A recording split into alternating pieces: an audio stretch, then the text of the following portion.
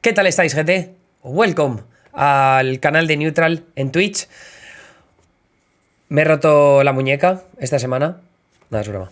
Que hoy vamos a estar hablando de Internet, de los bajos fondos de la red, de cómo han sufrido las redes sociales en las últimas semanas, porque hemos tenido como varios titulares bastante bestias en lo que tiene que ver con el mundo de la red. Y para eso vamos a repetir con un invitado que, si no me equivoco, creo es la primera persona que repite en estas charlas de Neutral, lo cual... esa persona es Marcelino Madrigal, que ya estuvo una vez aquí hablándonos sobre los peligros de Internet y el miedo que da todas esas alcantarillas que muchas veces no conocemos. Y bueno, Madrigal es un experto en redes sociales y en todo lo que tiene que ver con lo que yo siempre llamo los bajos fondos de Internet. Entonces me apetecía invitarle porque de esa manera creo que vamos a conocer bastante mejor lo que ha pasado en las últimas semanas y qué cabe esperar del futuro de las redes sociales, de la privacidad, de la seguridad en la red, también no solo hablando de las plataformas como Facebook o como Twitch, que va a ser uno de los temas principales de hoy, sino también lo que está pasando con el ransomware, que me parece que todos los que estáis en el chat, y confirmadme si es diferente, pero muchos de los que estáis en el chat seguro que habéis sufrido o conocéis a alguien que ha sufrido un ataque de ransomware, que si no sabéis lo que es, pues mejor todavía, porque hoy lo vamos a explicar y vamos a ahondar en ese tema. Así que sin más dilación, ya tengo al otro lado a Marcelino Madrigal. ¿Cómo estás, Marcelino? Gracias por pasarte por el stream de Neutral. Yo encantado. Además, eso de que un tío de Vallecas hable de los bajos fondos, pues también lo aplicamos en la red y ya está. Bueno, eso lo has dicho tú, ¿eh? Siempre. Eso lo has dicho tú, ¿eh? Que luego a ver si vienen a mí a pegarme. Claro que lo he dicho yo. Claro que lo he dicho yo. Espera un momento, que te iba a ajustar el sonido un momento, a ver, para que se te escuche al mismo nivel que a mí, más o menos. Vale, si tenéis algún problema con el sonido, me lo decís en el chat. Pero, Marcelino, estamos hablando tú y yo, fuera de micro, un poco de cuáles son los temas que podíamos atajar hoy. Yo creo que lo que podemos empezar así directamente es diciéndole a la gente por qué lo de Facebook que pasó el otro día, la caída de sus servidores. Recordemos que se cayó WhatsApp, se cayó Instagram, se cayó Facebook, también Oculus, ¿no? Que es su plataforma de realidad virtual a través de las gafas Oculus. Estabas diciéndome antes, fuera de micro, que bueno, tampoco es un tema en el que hay que contar demasiado, ¿no? Porque no tiene tanta chicha, pero estabas comentándome también que no parece todo tan claro que haya sucedido de la forma que lo han contado los medios de comunicación, ¿no?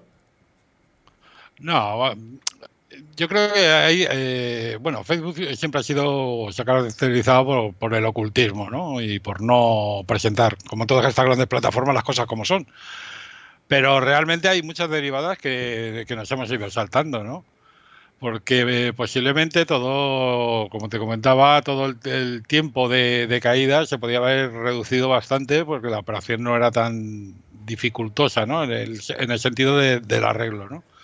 Pero que sí había habido una dilación en cuanto a un tiempo de logística, ¿no? De que la gente se tenía que desplazar y hacer las cosas in situ, ¿no? Y claro, eso abre muchos interrogantes que normalmente pues se saltan, ¿no? Porque si Facebook tiene sus datos y sus servidores, lógicamente, en un data center que no controla y tiene que desplazar gente a ellos, pues ¿quién custodia esos datos? ¿Y cómo garantizan sus operaciones? Ese tipo de cosas no queda... Siempre se pasa como muy por alto, ¿no? No le gusta dar explicaciones sobre eso. Porque lo que conocimos el otro día es que había habido un problema con el BGP, ¿no? Yo lo conté de la siguiente manera para explicárselo a mis amigos, que era un poco como que tú tienes las direcciones de que hay por internet, es decir, si te vas a Facebook, pues hay una dirección concreta de una casa, pero luego, para poder llegar hasta allí, necesitas un GPS, ¿no? Entonces tú tienes tu propio GPS y quien hace la dirección, quien hace la ruta, ¿no? Lo que es el sistema operativo del GPS es lo que llamamos el BGP, que en este caso lo que pasaba es que Facebook como entidad dejaba de emitir sus rutas, ¿no? O sea, la forma en la que se podía llegar a ellos dejaron de emitirlas. ¿Eso es un poco más o menos lo que pasó? Sí, bueno, pasaron varias cosas, ¿no? Pero lo del tema del BGP es tan fácil como pensar en las señales de una carretera, ¿no? Es decir, tú puedes desplazarte de una ciudad a otra, lo que serían redes, que en definitiva que están todas conectadas, Pero dentro de las carreteras hay una serie de señales, ¿no? que te indican, bueno, pues el camino por aquí, esto por una nacional, esto por una autovía y demás. Y BGP no dejan de ser más que una tabla donde se guardan los caminos mejores para circular a esas redes. Es decir, este es el camino más rápido o este es el camino menos descongestionado.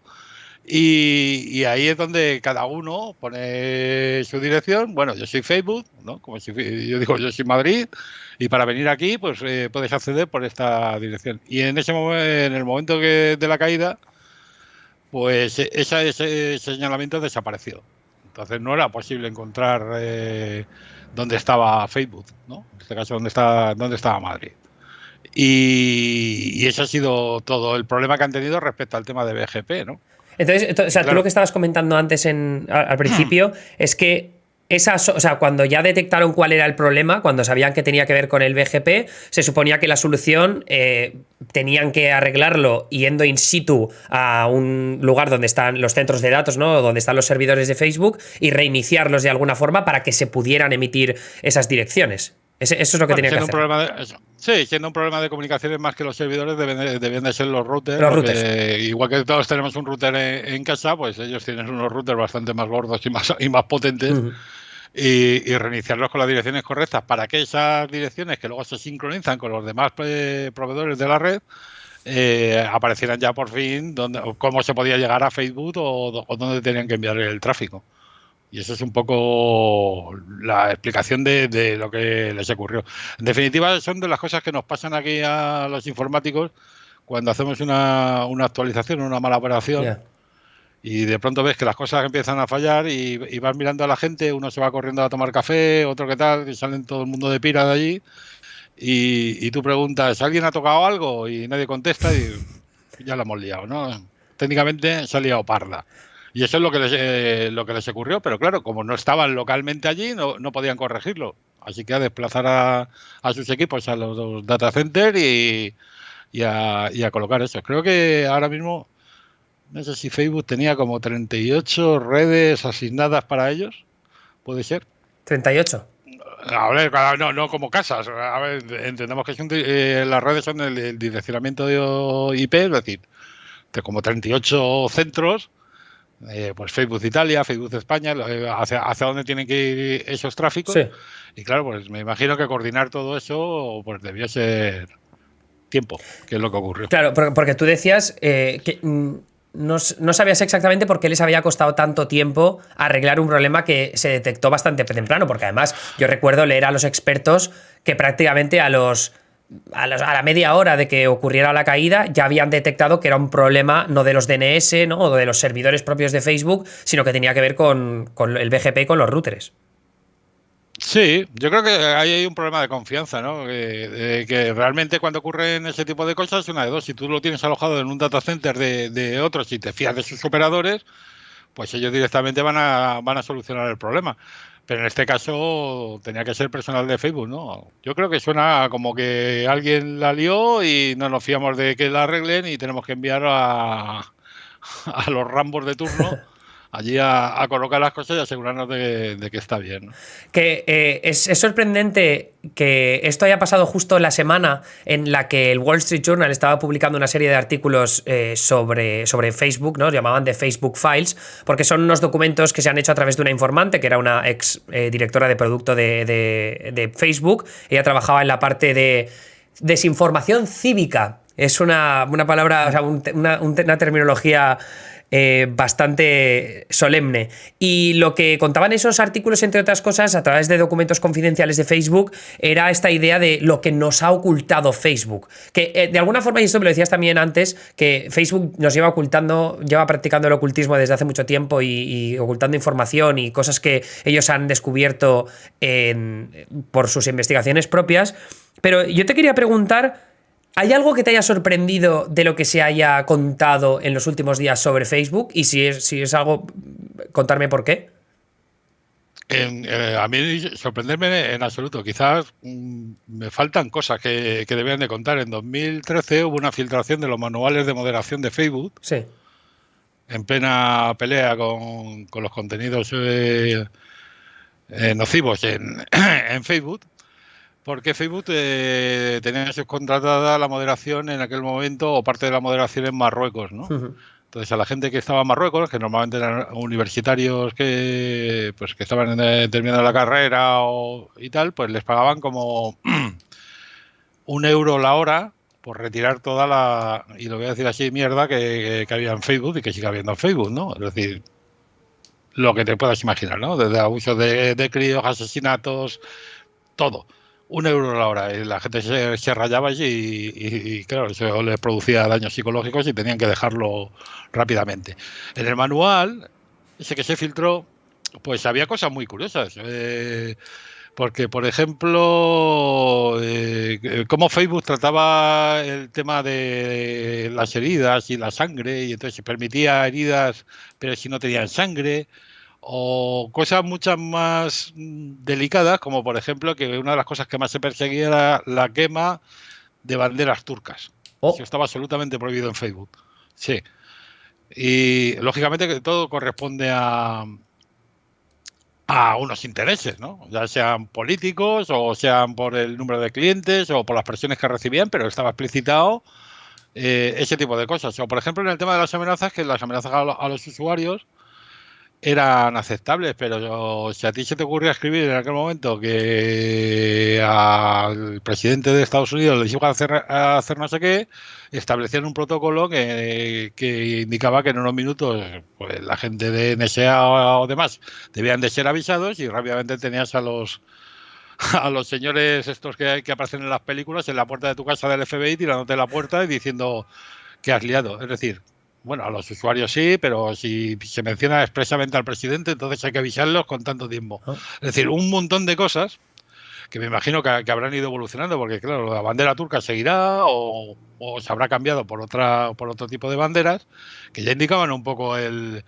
cómo se la gastaban estos señores. Ujú.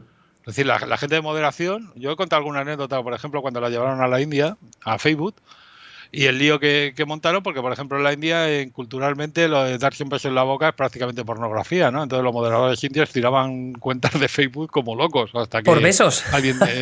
sí, sí, sí, sí, sí, porque ellos lo consideran que es así. Y hasta que alguien decidió poner orden y aplicar los manuales de moderación. Por cierto, aquí en Barcelona tenemos un equipo de moderación de Oh. Facebook que está súper oculto, unas 300 personas. No me Están en querría yo Barcelona. relacionar con esas personas. O sea, me sabe muy mal por ellos, por el trabajo que tienen que hacer, pero madre mía, tienen que ver unas cosas. Sí, claro que tienen que ver unas cosas. Me imagino que dentro de los contratos que tienen, que me imagino que serán tan precarios como los que pagaban en su día, pues estará el tema de la confidencialidad. Y ya te digo que normalmente ese tipo de equipos de moderación en las redes sociales, no solo en Facebook, pero principalmente en Facebook, que por ejemplo como dato te voy a decir que el de los 20 millones de casos de abusos de menores, que es un dato que yo ya sé que es recurrente, pero lo sigo bastante, pues más del 95% venían de Facebook, es decir, más de 20 millones, y los daños que producen en los moderadores es tremendo. Es Oh, un decir, si momento, un momento. alguien quiere ¿Has dicho que hacerse el moderador de noventa y cinco por Facebook, ciento de qué? el 95% de esos 21 millones de reportes en las redes sociales que contabilizaron en Estados Unidos procedían de Facebook. Ostras, tú. Facebook es la empresa que hasta en esta semana pues nos hemos enterado que estaba manejando sus lobbies para abrir un Instagram para niños. Correcto. Y aquí se ha hablado mucho de los daños y los perjuicios que causan en los menores, ¿no? Pero uno no se explica cómo con esas cifras quieren abrir un Instagram para niños, ¿no? No, no, y Ya digo además ahora. que es así, más del 90 y tanto. Ojo, los datos que están publicados en el organismo que los lleva no me los invento yo y que cualquiera los puede ver. Más del 95% de los reportes de estos casos venían de Facebook. Salía un artículo ayer del Wall Street Journal que Facebook había paralizado todos los lanzamientos de sus nuevos productos o productos que estuvieran dentro de otras plataformas ya en marcha porque querían valorar cuál podía ser el backlash, ¿no? O sea, el recibimiento que podían tener después de las críticas que han recibido estas semanas. Porque lo que estabas tú comentando de la moderación es una cosa, ¿no? Que se ha hablado mucho de la moderación que hay dentro de Facebook en otros países, no tanto por lo que comentabas tú de cómo se adaptan, que ahora te preguntaré sobre eso, porque tengo una pregunta, sino también de qué tipo de, o sea, cómo de estrictos son con la moderación en terreno estadounidense y lo poco estrictos que son, que pueden ser yo qué sé, en Nigeria, por ejemplo, con el tráfico de personas, de que pueden ser de las violaciones o de de las persecuciones étnicas en Bangladesh o en Myanmar, ¿no? Que por ejemplo ya fue muy polémico lo de Myanmar, cómo se perseguía a los uigures. No, los uigures son los de China. ¿Cómo se llaman los de Myanmar? La minoría musulmana. Sí, no me acuerdo, pero sí. Pero sabes a lo que me refiero. Sí, perfectamente. De hecho, hay que tener en cuenta una cosa. Facebook cuando da las cifras no las da de Facebook como red. Es decir, ellos, por ejemplo, hablan de, no sé si son cerca de 2.800 millones de usuarios, pero ellos contabilizan toda la familia de Facebook. Es decir, Facebook, WhatsApp, Instagram y demás. Claro, el tema de la moderación que estamos hablando parece más dirigido a lo que es la red social, pero no a WhatsApp y demás. Y también ocurre en WhatsApp y ocurre en Instagram estas cosas.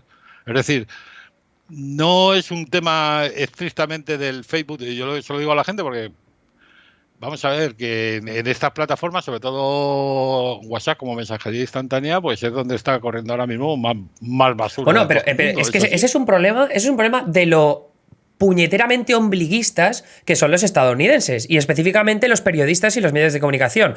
Porque ¿sabes lo que pasa? Que como la gran mayoría de los medios de comunicación están llenos de blancos estadounidenses y los blancos estadounidenses no usan WhatsApp, entonces hay una desconexión brutal con la cantidad de desinformación que se esparce por WhatsApp. Bueno, y los empleados de Facebook. Los empleados de Facebook son aproximadamente unos 58.000, creo, más o menos en el mundo. Igual me equivoco y voy a decir la cifra así. Pues hay estadísticas que hablan de que en Estados Unidos los empleados de Facebook, el porcentaje de afroamericanos es un 3,4%. Es decir, es lo que es. Yo no sé si en otras tecnológicas o empresas de este tipo hay una diferencia tan grande, ¿no? Pero lo que es claro es qué clase de personas contrata Facebook. Claro. ¿Me explico? Sí. Aproximadamente, creo que el 40 y tantos % eran WAS, ¿no? ¿Le llaman allí WAS todavía o no? Los blancos anglosajones, ¿no? No, bueno, yo te lo decía más porque aquí durante las elecciones pasadas de 2020 entre Trump y Biden se habló en algunos medios como Telemundo, como Univisión, de cómo se estaban esparciendo fake news, desinformación a través de WhatsApp, porque evidentemente las comunidades latinas en estados determinantes, como pueden ser Florida, Arizona o Texas, estaba viéndose como había, sobre todo por parte de las comunidades religiosas evangélicas, estaba habiendo mucha desinformación a través de WhatsApp. Pero claro, como existe esa desconexión entre los periodistas blancos que cubren esta información porque están más atentos a Facebook, porque al final sus tíos, sus abuelos, el cuñado que está siempre en grupos de Facebook compartiendo memes de Trump, son blancos, no están pendientes de lo que pasa en WhatsApp, pues no lo cuentan, pero eso no significa que no haya una cantidad de desinformación brutal. Lo digo por ese ombliguismo que al final también hace que no haya presión mediática en Facebook suficiente como para que tomen medidas en otros términos. Bueno, yo siempre digo, actualmente la situación es la que es decir, las grandes redes sociales, las generalistas, como puede ser Facebook o pueden ser Twitter, no dejan de ser, ahora mismo no son los generadores de información, sino el reflejo de la información. Claro. Toda esta información se mueve más en las mensajerías instantáneas por las razones de privacidad, son más lo que siempre he llamado las cocinas, ¿no? Que es donde la gente prepara la información y luego se vuelca. Antes era al revés. Antes la información se ponía en Facebook y bueno, o en Twitter y tendríamos un Facebook tarde o un Twitter tarde o similar. En cambio, los grandes vehículos de todo el tema de la manipulación, bulos y demás, lo que estamos encontrando ahí. Y lógicamente, cuando uno habla de mensajerías instantáneas, creo que la última estadística eran aproximadamente 1.000 millones de usuarios de WhatsApp, pues supongo que el señor Zuckerberg tendrá algo de responsabilidad, entiendo yo. Pero las moderaciones que se aplican, insisto, que es por lo que hemos empezado a hablar en WhatsApp, pues son más o menos desconocidas, ¿no? Igual que en Facebook lo podemos tener más o menos claro. En el tema de WhatsApp, empezando por aquello de nosotros no sabemos cuál es tu contenido porque va cifrado y bla, bla, bla, bla, bla, bla, bla, bla. No sabemos cómo narices que están gestionando eso. Pero, es decir, que... Dime, termina. No, que decía que la cantidad, el flujo de desinformación y sobre todo de odio que se está manejando en el tema de la mensajería es absolutamente brutal. Y ojo, se está trasladando a otros terrenos, ¿no? Es decir, plataformas como, por ejemplo, como Twitch, ¿no? En la que estamos hablando, donde en un principio estaba, yo no voy a decir, las herramientas luego finalmente se adaptan y se naturalizan como uno las quiera utilizar, ¿no? Pero bueno, era una plataforma muy orientada al tema de los gamers y demás, pues está siendo ahora mismo utilizada como desinformación, negacionismo, odio y lo que te quiera, y lo que te quieras encontrar. De hecho, uno de los grandes problemas con Twitch ha sido ese, ¿no? Pues eso ya ha pasado en Facebook y de hecho llevamos así más de una década. Sí. Pero claro, ahí la pregunta que te quería hacer yo es, porque igual hay gente ahora que nos está viendo, y yo creo que tú seguro que con el tiempo que llevas en internet, yo lo mismo, o sea, yo prácticamente desde que pude tener un ordenador con acceso a internet, que tenía un tío informático, me lo puso, ¿no? Y yo me metía en el IRCAP cuando era un enano, con 12 años. Y a mí siempre me ha gustado mucho y defiendo bastante la absoluta libertad que tiene Internet y que ha permitido también que veamos creatividad a la máxima exponencia, ¿no? Y es el caso de, por ejemplo, plataformas como 4chan o como 8chan, que las consideramos como lo que te decía antes, lo de los bajos fondos de Internet, pero es que 4chan... Sin 4chan no tenemos la cultura de los memes que tenemos ahora, ¿no? Esto te lo digo como planteamiento para hacerte la pregunta que te quiero hacer, que es... Vale, sabemos que Facebook no tiene bien controlada la moderación, sobre todo en lo que respecta a la desinformación por las plataformas que controla, ya sea Facebook, WhatsApp, Instagram, whatever. Luego también tenemos Google con YouTube, donde hemos visto muchísima desinformación, Amazon ahora con Twitch, que también hablabas. Pero ¿hasta qué punto tienen que tomar las plataformas la decisión de moderar ese tipo de desinformación? Porque hemos visto hoy que Google y YouTube han anunciado que van a ir en contra de aquellos que nieguen el cambio climático, ¿no? o la ciencia en lo que tiene que ver contra el cambio climático. Pero ¿cuál es el límite? ¿Dónde ponemos el límite de lo que tienen que hacer las plataformas al respecto de la desinformación que puede haber en sus canales?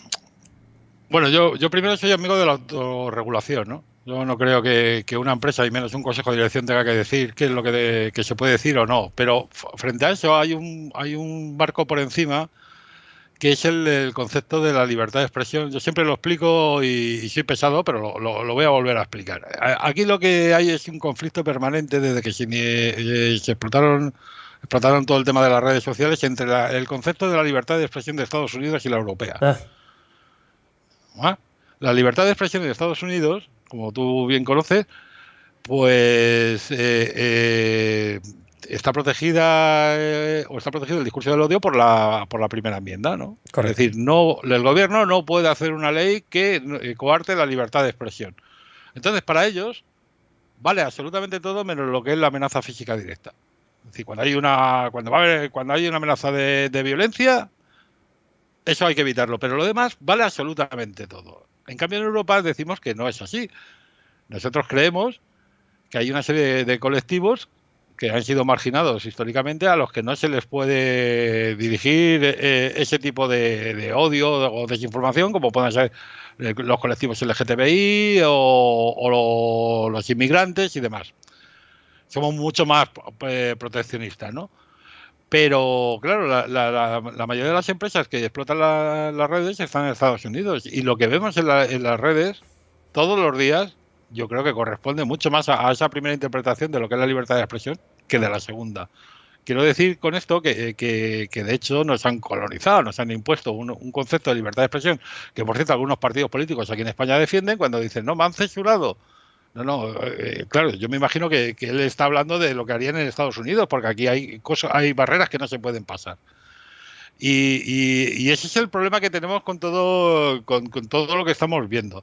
Con el tema del concepto de la libertad de expresión. Lógicamente, yo no creo que un consejo de administración de las redes sociales o de estas empresas que explotan las redes sociales pues tenga que decidir qué contenidos tienen que estar, porque lógicamente los consejos de administración pues los cambian sus accionistas o sus intereses. Nosotros creo que el marco que debemos guiarnos es por el legal, ¿no? Porque en definitiva las leyes las promulgan los políticos y al menos con sus imperfecciones a los políticos los puedes cambiar cada 4 años con un voto, ¿no? Correcto. Y desde luego, además, cuando los gobiernos que están delegando todas estas tareas de moderación dentro de las empresas, pues esa vía, esa libertad ha permitido que llegamos a este problema. Porque ahora es cuando se está empezando a relacionar, porque los gobiernos ven, y digo los gobiernos en general, de todos los países, están viendo, bueno, pues que la democracia está amenazada por los efectos de esa, yo lo voy a llamar estulticia, que han seguido con estas empresas. Si tú dejas que el señor Zuckerberg decida si la bandera turca se puede quemar o no, pues vete tú a saber los intereses que tiene el señor Zuckerberg al respecto, o quién le ha asesorado, o quién le está presionando, o demás. Si nosotros tenemos un marco legal, que debía de ser, yo creo, global, sobre los contenidos de Internet, y tenemos un terreno de juego bien pintado, pues ya solo queda la autorregulación dentro de los usuarios. Es decir, oiga, este señor se ha traspasado, usted lo comprueba y se va fuera. Y ya está. Pero a los intereses que responden normalmente las empresas siempre son los mismos, ¿no? Que maximizar su beneficio.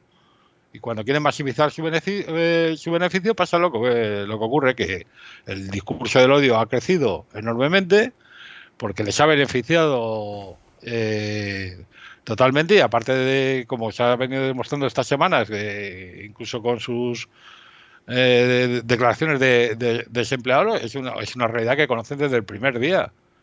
Sí. Pero además es una realidad incontestable, porque eso se refleja en las cuentas de resultados de las redes sociales. Es decir, cuando ellos aplican un algoritmo que permite ese tipo de cosas, ¿vale?, que permite el discurso del odio y te va sirviendo vídeos cada vez más radicales o causan daños en los menores, ellos no tienen sus informes diciendo esto ocurre, pero también tienen sus cuentas de resultados. Dicen, no, es que la gente interactúa más.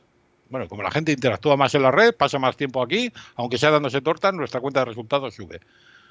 Y esa es la explicación que hay con todo este bochinche. No corresponde a otra cosa más que al business, al dinero y a la pasta, que es lo que les interesa. Pero claro, en ese sentido, a mí me parece totalmente correcta esa postura, ¿no? Que al final adaptémonos a la ley, que las plataformas se adapten a la ley para el tipo de moderación que quieren adscribir a sus plataformas, pero también es cierto que lo que hemos visto en estos últimos años, sobre todo en Estados Unidos, es una calma tremenda y una desconexión brutal entre los políticos y el crecimiento exponencial de Internet, y que no son capaces de regular a tiempo para frenar el crecimiento de las redes sociales y la influencia que están teniendo en la vida de las personas y en la vulnerabilidad de la democracia. Vamos por partes. ¿No son capaces o no quieren? No, bueno, esa es otra. A ver, yo creo que en Estados Unidos tienen un grave problema de que... Bueno, no hace falta que nos vayamos a Estados Unidos. Vamos a quedarnos aquí en España. Aquí en España, las leyes con este panorama que muchos que hemos venido denunciando durante muchísimos años, porque, insisto, esto no es nuevo, de ojo con estas cosas, pues se han promulgado las leyes como la ley Mordaza, donde se han perseguido a tuiteros por escribir determinadas cosas. Es decir, cuando ellos se han sentido amenazados, rápido han intentado corregir lo que les afectaba. No a todos los usuarios, pero a ellos principalmente, ¿no? No todo el mundo se sienta en un banquillo de la Audiencia Nacional por hacer un chiste sobre un político. Pero en cambio hay muchísima gente, y yo digo, gente joven que está amenazada en las redes, o que sufre acoso, que sufre no sé qué, y sufre no sé cuánto, eso que les den. Y esa es la realidad.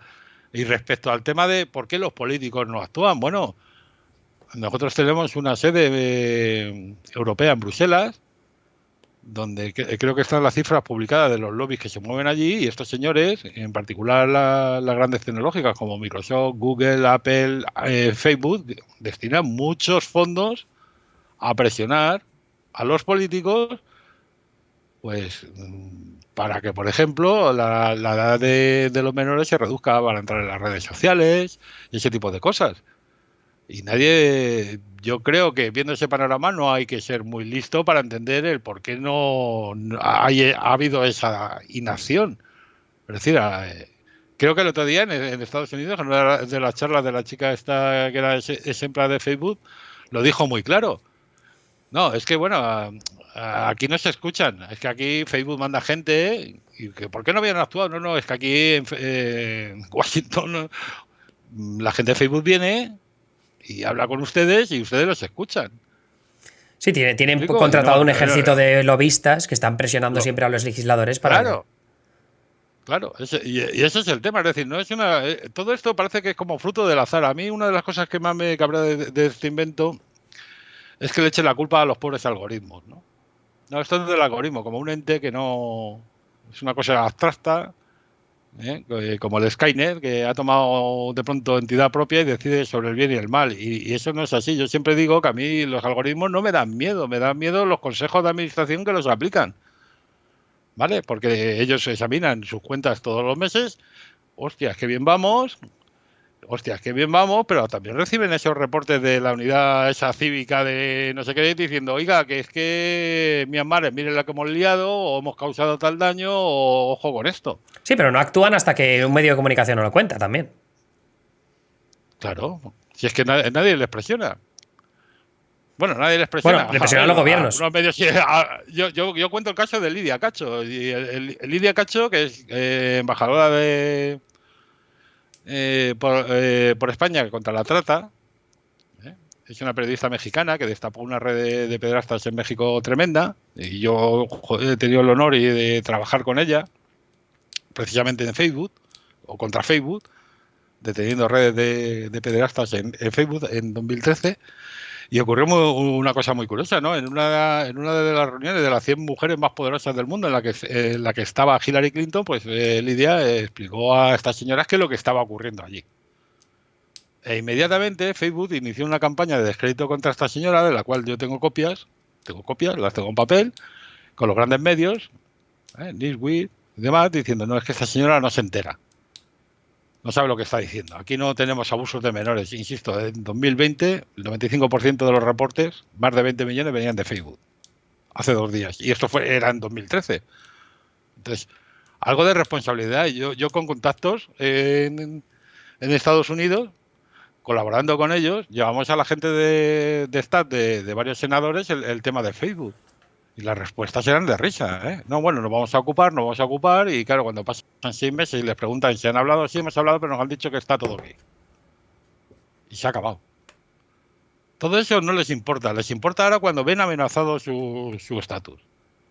Cuando reciben presiones de las plataformas y ven que ahora es fácil que el monstruo ese que se han creado con el discurso del odio, pues incluso tire y ponga gobiernos.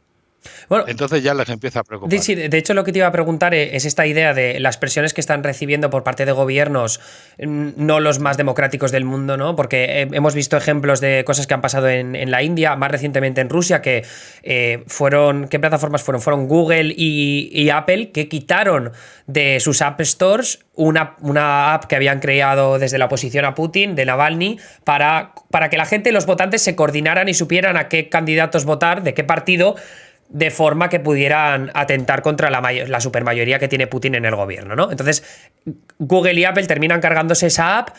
Entonces, eso me parece muy interesante, que quiero que me hables sobre ello, sobre la presión que pueden ejercer los gobiernos más de corte autocrático sobre las plataformas y por qué ellas ceden a ese tipo de presiones cuando pueden ir en contra de los derechos humanos, esas vulneraciones que pues en este caso cargarse una app. Pero luego, a mí me parece interesante una anécdota que le leí el otro día a Ben Thompson, que es un periodista que siempre leo mucho yo sobre tecnología, que decía, bueno, pero es que el pasado octubre, recordemos que en Estados Unidos hubo una noticia sobre el portátil aquel de Hunter Biden, el hijo de Joe Biden, que decían que lo había llevado a una tienda a reparar. El New York Post publicó un artículo y Twitter bloqueó la noticia.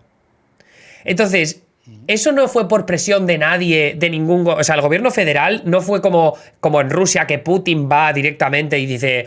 O el gobierno de Putin va directamente y le dice a Apple, quitad esta puta aplicación ya. Pero en el caso de Twitter tomó una decisión consciente de que esa noticia era fake, cuando se ha demostrado que quizá no era fake, porque el ordenador portátil muy probablemente sea de Hunter Biden. Al menos eso es lo que dejan los últimos indicios. Pero sin embargo, Twitter tomó la decisión de autocensurarse.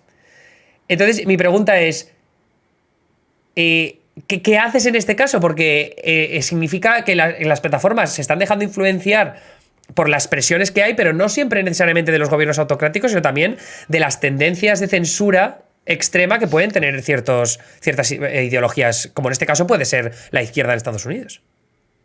Claramente, son herramientas al servicio de... Es que es así, dentro de los movimientos de geopolítica, yo una de las cosas que hago es trabajar como analista de amenazas, es decir, recibo mucha información internacional de muchas fuentes, de la red, dark web, foros y sitios así, una especie de Villarejo, pero bueno, espero. Y sí, y te enteras de muchas cosas de cómo es el mundo, pero claro, la información que nosotros recibimos como analistas occidentales, pues siempre presenta una especie de actores muy identificados, como pueden ser Rusia, China, Irán, que particularmente realizan una serie de operaciones en la red muy claras. Las tenemos catalogadas con tal grupo ha hecho esto, tal grupo ha hecho esto, pero de las occidentales sabemos más bien poco. Es decir, todos los movimientos, por ejemplo, aquí, y vuelvo a poner el foco aquí en España, de desinformación, que tienen unos orígenes bastante claros, ¿no? De ideologías extremas, religiones extremas y demás, y que se han hecho muy patentes durante la pandemia, pues no reciben el mismo tratamiento a que si alguien pilla un grupo ruso, pues lanzando una campaña de desinformación contra Ucrania o contra el Parlamento alemán en el Bundestag, ¿no? Y lo que sí hay ciertas peculiaridades en cada uno, ¿no? Yo voy a ser así, voy a ser grosero y espero que nadie se ofenda. Nadie. Pero, por ejemplo, las conexiones entre lo que son la delincuencia y las mafias y el gobierno ruso, pues son las que son. En cambio, en China, por ejemplo, todo este tipo de movimientos son mucho más institucionales, ¿no? Parte más del gobierno. Tienen sus propias instituciones para hacer este tipo de cosas. O los grupos iraníes. Los grupos iraníes que, por ejemplo, actúan mucho y ya lo voy a decir, o por lo menos lo que aquí podemos percibir en universidades españolas, son gente que se dedica al espionaje, no digo que Irán lo haga, ¿vale? Pero sí hay grupos que están vinculados con determinadas instituciones dentro del gobierno de Irán que lo hacen. Y los movimientos que hay aquí, pues no sabemos muy bien de qué van. Hoy tuteaba una noticia sobre alguien que había hecho un viaje reciente allá a Estados Unidos para, no sé muy bien, promocionar las regiones y demás, y que se había reunido con una serie de grupos y, joder, curiosamente hace 2 días, pues en el Senado de Estados Unidos, uno de los senadores que pertenece al grupo que ha visitado esta persona, pues lanza una proclama contra el presidente de gobierno aquí diciendo que es que la democracia este señor se la salta y no sé qué, no sé cuánto. Esta historia es así. No voy a dar nombres porque ¿para qué? Yo creo que más o menos todos nos podemos imaginar por dónde va.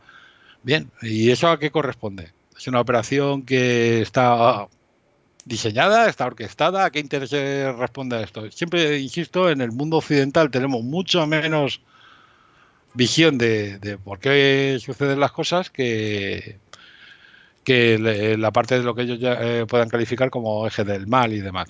Insisto, hay vínculos muy claros entre... Yo alguna vez he hablado sobre el tema de la oligarquía rusa y demás, y precisamente con algún oligarca ruso que está vinculado mucho a posiciones ideológicas y partidos aquí, pero no he hablado de delincuencia, y hay mucho delincuencia. Cuando hablo de delincuencia hablo de mafia. Espero que nadie venga por aquí a pegarme una puñalada como al Viggo Yo Mortensen. quiero mandar un saludo, Madrigal, que se nos ha olvidado, sí. mandar un saludo a la gente del FBI que nos está viendo, a la gente del CNI que nos está viendo y luego a los posibles hackers que también nos quieran luego confiscar nuestras cuentas. Bueno, yo como tengo un número en el FBI, ya me calificaron de que era ¿cómo le llamaban ellos? Un cabezota y demás, pero estudiaron mi blog y me dieron un número y me dijeron, bueno, cuando vengas aquí a Estados Unidos sepas que no te vamos a detener porque pensamos que eres de los buenos y tal y que igual.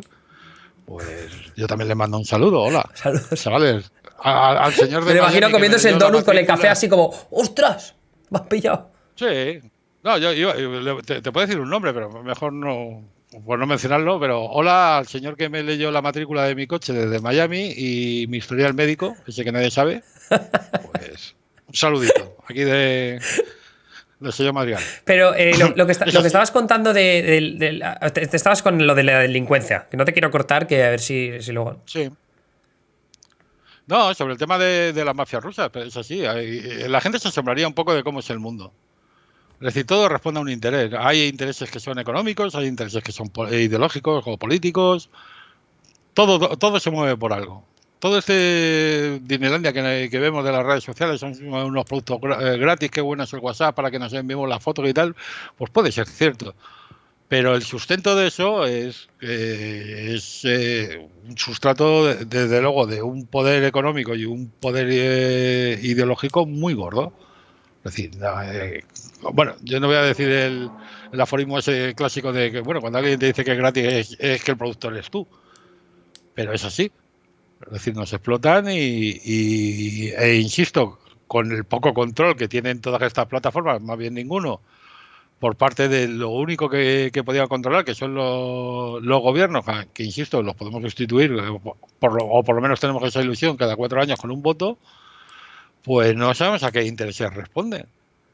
Pero hay cosas que llaman muchísimo la atención, no sé, cuando Facebook sale a bolsa, 2 días antes, me parece que es Goldman Sachs o JP Morgan, cogen y anuncian que tienen una inversión en Facebook de 500 millones de dólares. ¿No? Va a salir a bolsa y tal. 2 días después, ellos, ¿vale? Que son inversores muy, muy potentes, valoran a Facebook en 50.000 millones. Y todos nos callamos y decimos, oh, Facebook es la leche, pero vamos a ver, pero si es que este señor hace 2 días se ha metido pasta aquí y ahora, claro, como es el que valora, o la entidad que valora, dice que son 10 veces más. ¿Alguien se ha forrado? ¿Vale? Todo eso se traduce insisto, en un poder económico. No pensemos que Zuckerberg es un señor que ha salido de la universidad, hizo un producto y que no sé qué y que no sé cuánto. Orientado principalmente para los universitarios, ya tiene todo este poder y ha llegado por el azar y por la suerte. Esto no es así. Esto responde a unos intereses muy claros. Y ojo, todas las cuestiones de información dentro de Estados Unidos son seguridad nacional. Sí. Ya. Entonces, no hace falta mucho relacionar una cosa con la otra. Ellos sabrán qué tipo de información fluye y qué tipo de información no fluye. Una de las cosas que sí puedo decir es, por ejemplo, en cuanto todo el mundo está empujando a irse a la cloud, uno de los argumentos que se dan, o por lo menos por el tema de las reticencias en cuanto a la seguridad, es decir, bueno, si yo llevo mis datos perdón, a tal disco virtual dentro de la cloud y tal, ellos nosotros no examinamos los datos, pero ellos te dicen la verdad a medias. Efectivamente, es posible que ellos no vean que yo he escrito tal texto, pero sí juegan con los metadatos. Los metadatos quiere decirse que si tú y yo estamos hablando aquí, pues ellos no tienen que saber posiblemente la conversación que estamos teniendo, pero sí saben que el señor Emilio Domenech y el señor Marcelino Madrigal han estado hablando. Y con eso les vale. No hace falta que ellos sepan cuánto te has gastado, que también lo saben, en una compra a través de la red. Sabes que has ido a Amazon o vas cada X tiempo a comprar, con lo cual tienes un nivel adquisitivo. Es decir, todo ese mundillo de metadatos, que no dejan de ser información, pues lo manejan como les da la gana y nosotros se lo permitimos. Y nuestros gobiernos se lo permiten, claro. Es así. Que una cosa es lo que los gobiernos podrían hacer, algo para lo que están más indefensos, no solo los gobiernos, sino también nosotros mismos, son para los ataques de hackers que no tienen por qué estar organizados en torno a entidades públicas, ¿no? A gobiernos, como puede ser Revil, que ha sido uno de los grupos de hackers más famosos de los últimos años por... ¿Tú crees que no está relacionado? No estoy diciendo eso, no estoy diciendo eso. No estoy diciendo eso. Vale. Estoy diciendo que parece que no estén relacionados. Ojo. Bueno, presuntamente. Exacto, presuntamente. Presuntamente Rusia no tiene ningún tipo de vínculo con Revil, solo les dejan convivir en territorio, en Siberia quizá. Pero no, te pregunto por eso, por esta guerra de hackers que existe, ¿no? Y que, como digo, gobiernos, como ha demostrado Estados Unidos a lo largo de los últimos 2 años, y luego también Europa, también lo ha demostrado varias veces por empresas, parte de la infraestructura crítica de nuestros países se han visto afectadas por ataques de ransomware.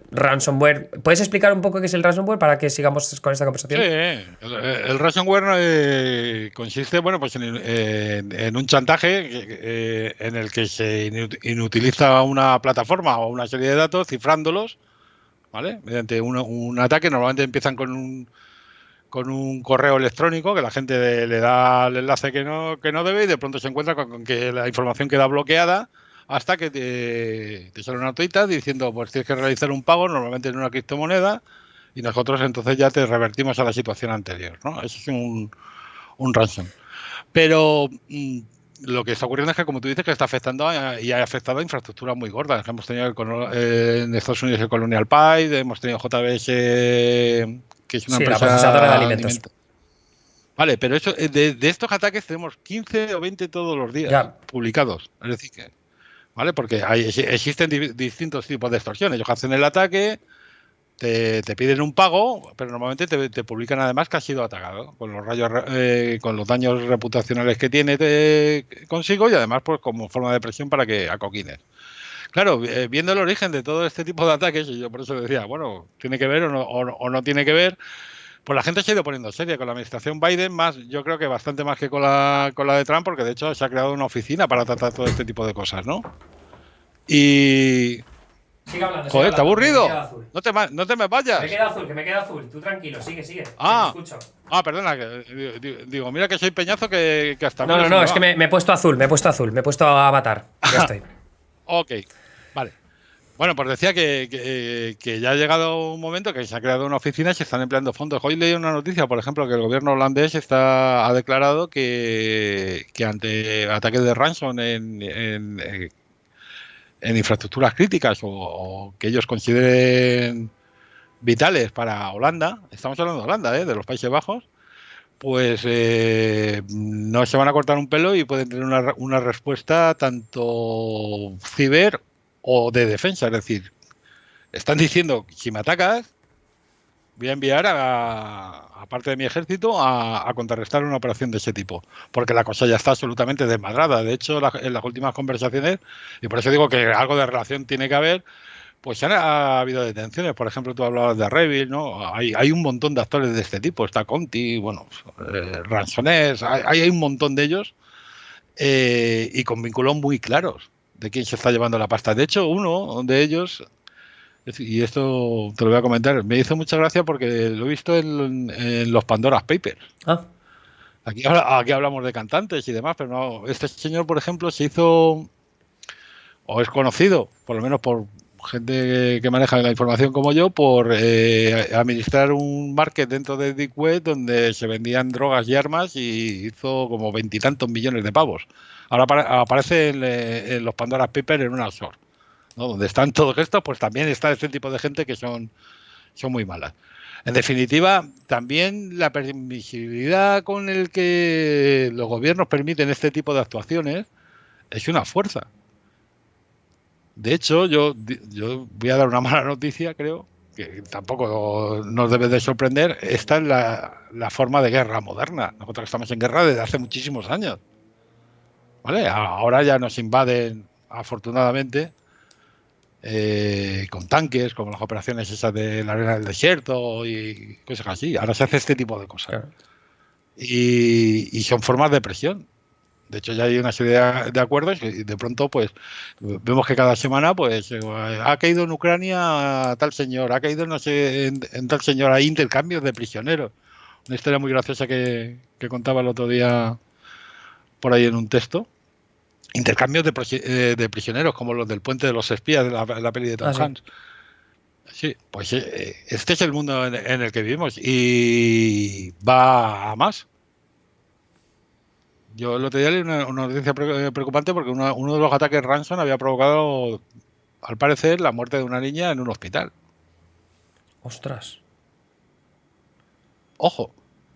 Y esto es todos los días. Yo digo, hoy en México ha sido creo que la compañía eléctrica o energética de allí ha sido la que se han cepillado. El otro día creo que fue a Meliá, a la cadena Sol Meliá, y es todos los días.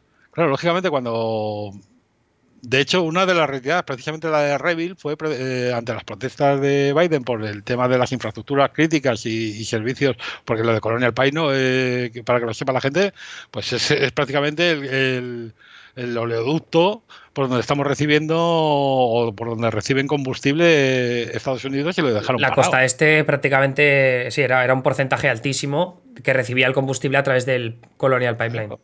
Del oleoducto. Bueno, aquí hemos visto algo con el tema del SEPE, ¿no? Aquí la gente dice, bueno, ese tipo de daños no corresponden a acciones de una delincuencia de andar por casa, no. Estos son, las entiendo así, a acciones de ciberguerra. Esto es así. Y Entonces, no, iba a decir, no, decía, iba a decir que si lo ves que si va a ir a peor y cómo crees que puede ir a peor. por supuesto que va a ir a peor. Esto está yendo a peor todos los días, porque de hecho nosotros en seguridad, o la parte de seguridad, pues hay un hito muy importante que es el tema de la pandemia, los efectos que ha provocado en el trabajo, con los equipos desplazados, la gente en teletrabajo y demás. Y esta gente, estamos hablando de una industria. Claro, sí, es que sacan mucho dinero con los Probablemente ataques. una de las, claro, es probablemente una de las industrias más potentes que hay, que continuamente se está adaptando a la situación. Entonces, ahora mismo con los equipos de cualquier empresa desplazados, hasta que lleguemos a esto de la nueva normalidad, que no está muy claro, pues por ejemplo, se está promocionando mucho lo que son el robo de credenciales y el acceso a través de nosotros decimos RDP, los accesos remotos a las redes, en el que se roban una serie de credenciales y te permiten entrar hasta la cocina en cualquier empresa, ¿no? Más que incluso que un ataque de ransom, es decir, ellos subastan. Por ejemplo, el acceso, como decía, hoy se estaba vendiendo el acceso a una cadena hotelera que tiene 150 hoteles. 3.000 pavos. Por 3.000 pavos podías ganar el acceso a la gestión de Sí, esa cadena sí, se hotelera, ¿o cómo? subastan. Tú puedes entrar en la red con un poder de administración y lo que hagas allí y te lleves la información que te lleves es cosa tuya. Ojo, en una cadena hotelera ya sabemos qué datos se manejan, ¿no? Lo de los clientes, tarjeta de crédito, quién ha pagado, quién no sé qué, no sé ¿Quién ha cuánto. Lo que tú te coincidido en lleves un es cosa tuya. hotel la misma fecha? Sí, de hecho, los más cutres, los ciberdelincuentes más cutres, hay algunos que tienen conexiones directamente con los hoteles y ya esa información la sacan directamente de los PCs de recepción, ¿no? Pero esto ya es en escala mayor. Insisto, yo creo que son de tal gravedad, sobre todo cuando tocan la parte sanitaria, porque precisamente las protestas de Biden respecto a este tema vino mucho porque los ataques de ransom se centraron mucho en el tema de hospitales y centros médicos en Estados Unidos durante 2020, en plena pandemia, porque lo hicieron así. Estos señores no. Nos andan con Eso de la chiquitas, ¿no? moral, la ética, no, lo de la moral y la ética. De hecho, la parte de la retirada de Revit, que por lo que hemos empezado a hablar, fue precisamente por decir, bueno, nosotros nos comprometemos a que no vamos a atacar centros hospitalarios y demás, y este tipo de empresas lo dejamos fuera, para que les dejaran seguir operando. Ojo, para que les dejaran seguir operando, es decir, haciendo eh, lo que hacían, ¿no? Y ese es el mundo en el que vivimos ahora mismo.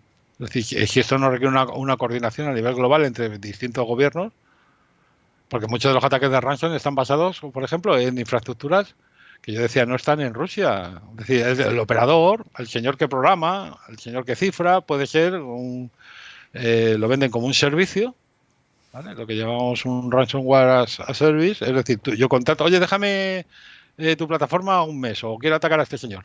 Ellos te cobran un tanto y tú lo atacas y lo que saques, pues a porcentaje. Pues mucha de la infraestructura que se estaba utilizando está en Europa. No. Lo que llamamos para que esto funcione, pues lógicamente se tiene que saltar mucha legislación y hacer mucho la vista gorda, pero a algunos de los centros que nosotros llamamos a prueba de balas, se llaman así, pues estaban en los Países Bajos y en Ostras. Alemania. Son infraestructuras europeas e incluso en Estados Unidos, que están siendo operadas por estos señores para hacer este tipo de ataques. Que eso te iba a preguntar yo, o sea, hablamos mucho de los grupos que pueden tener supuestamente vínculos con Rusia, ¿no? Que es donde parece que vienen todos los males, pero bueno, también se ha hablado de Corea del Norte, de Irán, pero me quería preguntarte por el gran conflicto geopolítico de nuestro tiempo que es China y Estados Unidos, ¿qué están haciendo el uno contra el otro China y Estados Unidos a nivel de ciberguerra? Pues yo tengo un hermano que sabe de seguridad bastante más que yo. Y cuando empezamos a hablar de este tipo de cosas, y en la empresa en la que estaba anteriormente, y le decíamos, joder, con los chinos nos tildaban como locos, ¿no? Decían, joder, qué pesados estos siempre con los chinos y tal. A ver, China hay ya no instituciones, te voy a decir barrios y ciudades enteras dedicadas a esto. Dedicadas a esto, estoy hablando de temas de ciberdelitos. De ciberdelitos. Sí, sí, es así. Se dedican, su industria es esa. Y por supuesto con el conocimiento me imagino, de los señores, porque las conexiones en China tú sabes cómo funcionan, están todas bajo el gobierno, hay lo que llaman la gran muralla o el firewall de por medio y allí no se mueve nadie que no quiera el gobierno chino, pero vienen de ahí. Y insisto, hasta ese punto, ¿no? Aquí si tenemos homónimos, pues yo me imagino que en la parte occidental somos más discretos, o son más discretos, pero también los hay. Es decir, el hecho de campañas de desinformación, eh, la diferencia estriba yo creo que en la parte occidental es menos institucional, menos por parte de gobiernos y más por empresas, más por intereses económicos. Sí. Y la parte oriental es más por gobiernos más que intereses económicos. ¿Me explico? Sí. Es decir, en la parte de Estados Unidos, este tipo de cosas se mueven, sobre todo las campañas de desinformación, por ejemplo, que hemos visto con el tema de las vacunas, por intereses más económicos, mientras que en en la parte oriental y en otros países se hacen más por cuestiones geopolíticas, ¿no? De colocarse como, en definitiva, todo el mundo quiere salir de esto presentándose como un buen gestor y como una referencia para los demás países, que bien lo han hecho en China, que bien lo han hecho en Rusia, que bien lo han hecho en Europa, que bien lo han hecho en Estados Unidos, porque eso les va a dar una posición predominante frente al mundo de cómo de cómo se puede gestionar este tipo de desastres, quiénes tienen más nivel tecnológico, quién puede tener una capacidad de respuesta mayor, quién organiza mejor las cosas. Y en ese tipo de historias ya te digo que yo entiendo que la parte occidental es eso, más intereses económicos, la parte oriental es más tema de instituciones y gobierno. Bueno, lo único que te quería preguntar es si crees que a nivel institucional Estados Unidos ¿crees que está haciendo algo para contrarrestar a China? Porque hablas de lo de las empresas privadas, pero a mí me da un poco de mal rollo que Estados Unidos no esté respondiendo a ese tipo de agresividad por parte de China y de Rusia. Sí, lo están haciendo, claro. Que lo están haciendo. Lo que pasa es que el impacto de eso posiblemente no esté tanto aunque algunos de los rasgos sí lo notamos en la parte occidental como en la parte a la que se destina, que es directamente su población. Por eso esos países mantienen un control tan férreo sobre Internet, porque saben que la información sale y entra. Y ellos no tienen incluso yo no recuerdo el nombre del departamento o el ministerio que tienen, que lo que habla como de la felicidad y demás, es decir, que ellos tienen que recibir y emitir información positiva sobre cómo organizan sus cuestiones, ¿no? Mientras que en Estados Unidos las campañas de desinformación y desconfianza, pues, insisto, pueden ser producto de intereses económicos, pero por ejemplo con el tema de la desconfianza que ha ocurrido con China, que por ejemplo en Estados Unidos lo han sufrido mucho la población, sobre todo cuando empezó el tema de la pandemia, con las acusaciones y demás. Todo esto del virus chino no creamos que es un invento que se han hecho aquí el señor que sale en el Congreso hablando todos los días es una cosa global. Y es una cosa estudiada, no es una cosa al azar, porque realmente lo que están diciendo es que el origen es allí, la culpa la tienen estos, nosotros somos los que vamos a salvaros, estamos generando las vacunas y todo eso, todo ese tipo de movimientos que, insisto, yo lo que quiero transmitir, con más o menos acierto, es que la gente sepa que no corresponden al azar. No. Y que hay que dudar mucho de qué tipo de información nos está llegando y sobre todo por qué razón nos está llegando. Bueno, el problema es que eso es a estas alturas es inasumible. Quiero decir, para los usuarios que están súper informados o que saben moverse muy bien en redes, sí que es más fácil como contrastar la información. A veces ni eso, ¿no? Porque yo siempre he defendido que el problema que tenemos como sociedad es que hay una... ¿cómo se diría? Muy poca... la gente está muy poco versada en el contrastar la información y en moverse en Internet. Entonces es como que no somos capaces como sociedad de determinar, ok, vale, acabo de leer esto en WhatsApp, voy a compararlo en Google haciendo una búsqueda muy sencilla y a ver si es verdad o no. Porque a mí me pasa mucho. Yo creo que estamos, sí, yo creo que estamos en una fase más chunga que eso. Sí, Porque yo creo que el cambio gordo que ha habido es que ya el tema de la desinformación y la manipulación de información no es tanto por intentar convencer a alguien que no crea o a tu propia creencia, sino simplemente nos están alimentando. Alimentan nuestro sesgo, alimentan nuestro... La gente se ha dado cuenta, la gente que mueve este tipo de información se ha dado cuenta de que las redes no son tan potentes como nos creemos, ¿no? Es decir, que si yo quiero crear una persona de una determinada ideología o que piense o que tenga determinadas fobias y demás, si yo lo alimento con información que contraste su sesgo, es decir, que él ya se va a ocupar dentro de su ámbito local, dentro de su familia, sus amigos y demás, de esparcirlo. No hace falta que estén en las redes. Hemos llegado a tal estadio que, insisto, no creo que se utilicen para engañar cuando nos hablan de invasiones de inmigrantes y demás. No lo están haciéndonos para intentar convencer a un votante progresista o a alguien que esté allí de que eso es real. Lo hacen para reafirmar a sus propios votantes y a sus propios creyentes. Y por eso digo que ya no es una cuestión de manipulación en base a cambiar la verdad y convencer, sino en alimentar. Lo que estamos recibiendo de las redes son verdaderos abrevaderos de este tipo de actitudes. Y y esa situación hemos llegado y es el peligro que tenemos.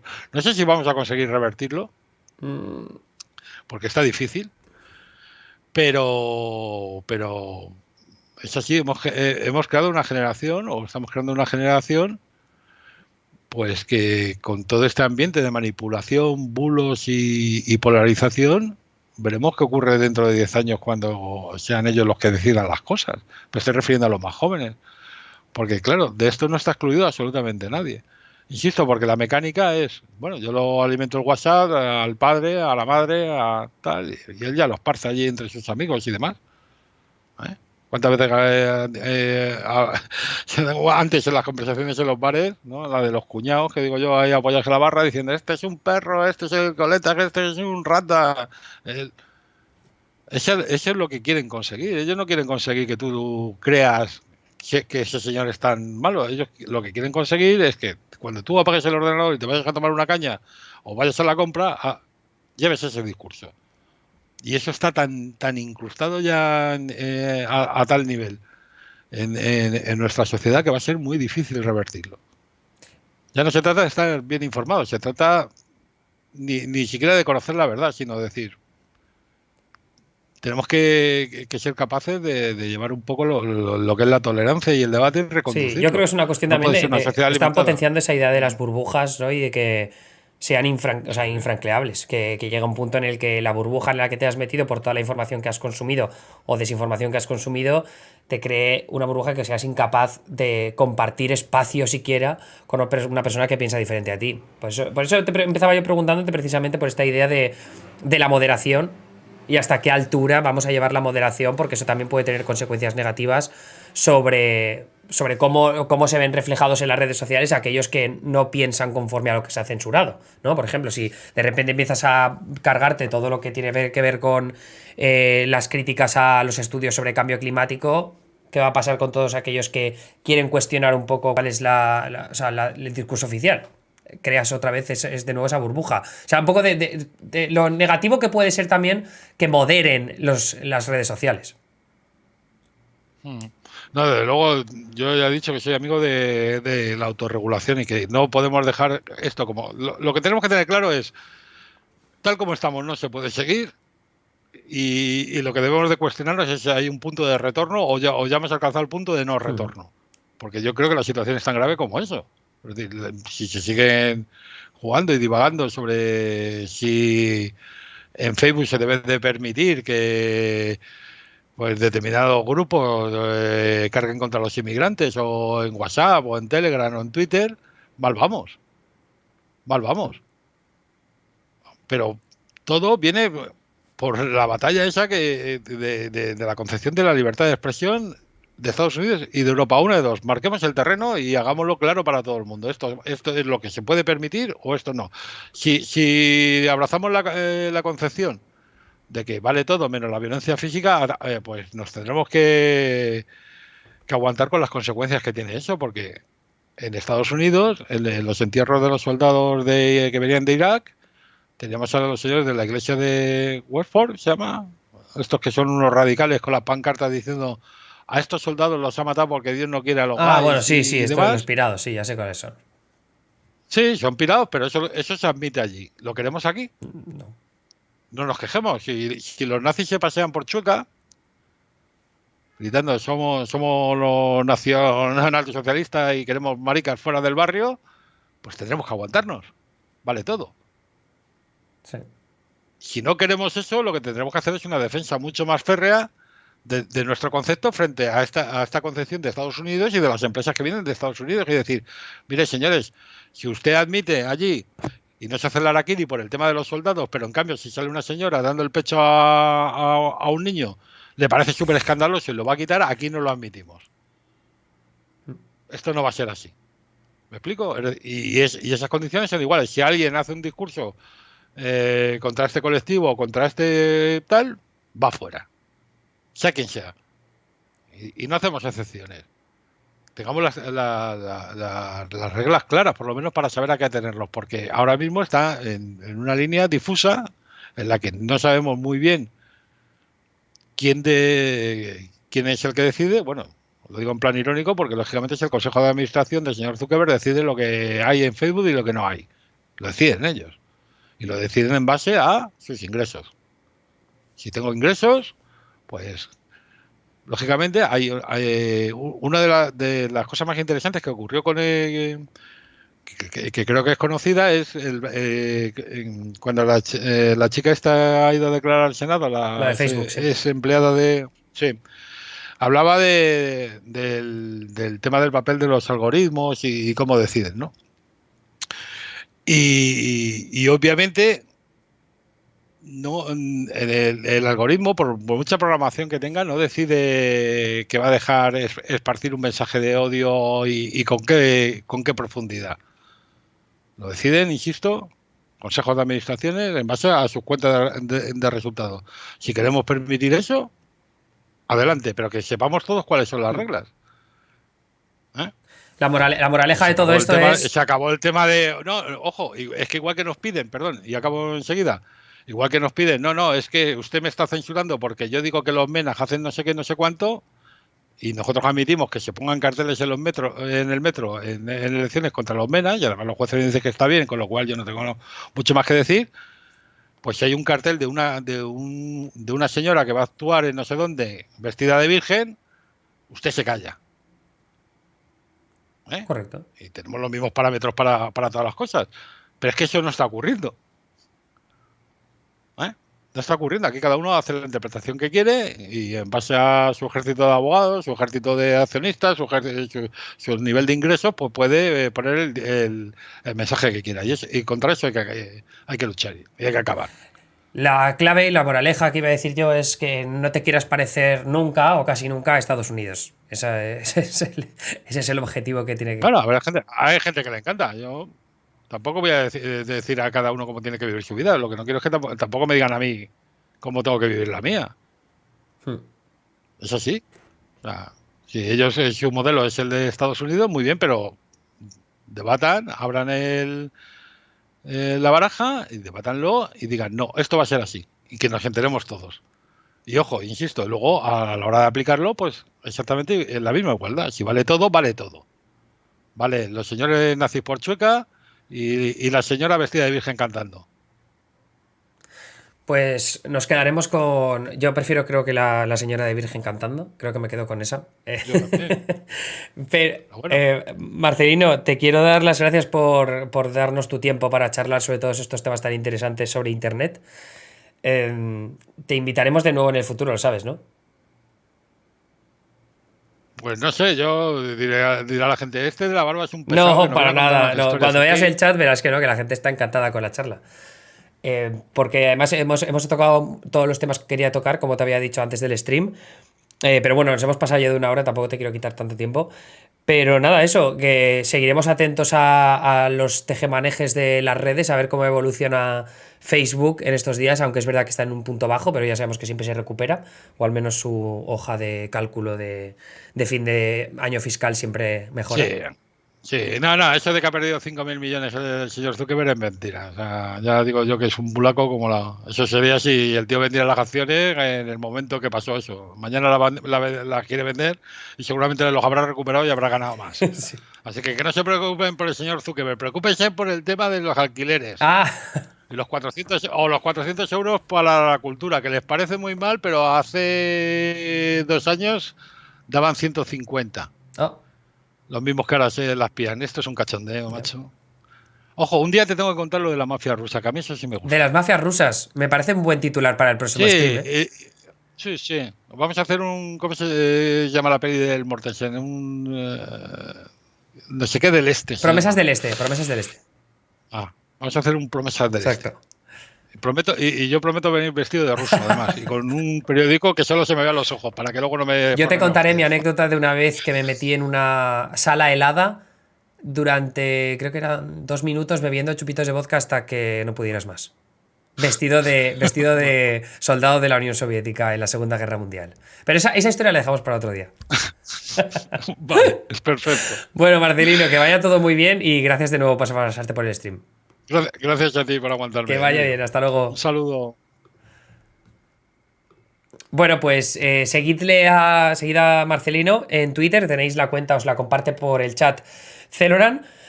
A todos muchas gracias por pasaros por el stream. Ya sabéis que podéis apoyar el proyecto de Neutral con una suscripción a Prime. Gracias a Amanda Carallo, también a J. David Nolan por las suscripciones. Gas, he visto que también te han regalado una suscripción. Gracias, Carmen. Eso es todo por mi parte. Me veis mañana, esta vez en mi canal, hablando de cine.